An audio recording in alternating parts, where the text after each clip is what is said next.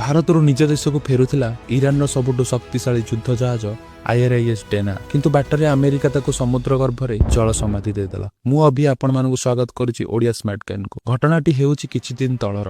ଭାରତର ବିଶାଖାପାଟଣାରେ ଆୟୋଜିତ ମିଳନ 2026 ନୌସେନା ଅଭ୍ୟାସ ସାରି ଇରାନୀ ଜାହାଜ ନିଜ ଦେଶକୁ ଫେରୁଥିଲା, କିନ୍ତୁ ଶ୍ରୀଲଙ୍କା ଉପକୂଳ ନିକଟରେ ଲୁଚି ରହିଥିଲା ଆମେରିକାର ଏକ ଘାତକ ସବମରିନ୍। କାହାକୁ କିଛି ଜଣାପଡ଼ିବା ପୂର୍ବରୁ ଆମେରିକା ସମୁଦ୍ର ତଳୁ ଏକ ଭୟଙ୍କର ମାର୍କ 58 ଟର୍ପିଡୋ ଲଞ୍ଚ କରିଥିଲା, ଯାହା ସିଧା ଯାଇ ଜାହାଜର ତଳଭାଗକୁ ଧକ୍କା ଦେଲା। ଏକ ଭୟଙ୍କର ବିସ୍ଫୋରଣ ସହ ମାତ୍ର କିଛି ମୁହୂର୍ତ୍ତ ଭିତରେ ଜାହାଜଟି ଦୁଇ ଖଣ୍ଡ ହୋଇ ବୁଡ଼ିଗଲା ଏବଂ ଏଥିରେ ଥିବା ଇରାନର ପ୍ରାୟ 87 ଜଣ ନୌସେନା ଶହୀଦ ହୋଇଗଲେ। ଘଟଣାଟି ଶ୍ରୀଲଙ୍କାର ସୀମା ପାଖରେ ହୋଇଥିବାରୁ ବିସ୍ଫୋରଣ ପରେ ଶ୍ରୀଲଙ୍କା ନୌସେନା ସମୁଦ୍ର ଭିତରୁ 32 ଜଣ ଇରାନୀ ନାବିକଙ୍କୁ ଜୀବନ୍ତ ଉଦ୍ଧାର କରି ହସ୍ପିଟାଲ ପଠାଇଥିଲା। କିନ୍ତୁ ଦୁଃଖର କଥା, ଏଥିରେ 80ରୁ ଅଧିକ ନାବିକ ଶହୀଦ ହୋଇଗଲେ। ଦ୍ୱିତୀୟ ବିଶ୍ୱଯୁଦ୍ଧ ପରେ ଆମେରିକାର ଏହା ପ୍ରଥମ ସିଧା ଟର୍ପିଡୋ ଆଟାକ୍। ଭାରତର ଅତିଥି ହୋଇ ଆସିଥିବା ଜାହାଜ ଉପରେ ଆକ୍ରମଣକୁ ନେଇ ଆପଣଙ୍କର ମତ କ'ଣ? କମେଣ୍ଟ କରନ୍ତୁ ଏବଂ ସବସ୍କ୍ରାଇବ କରନ୍ତୁ।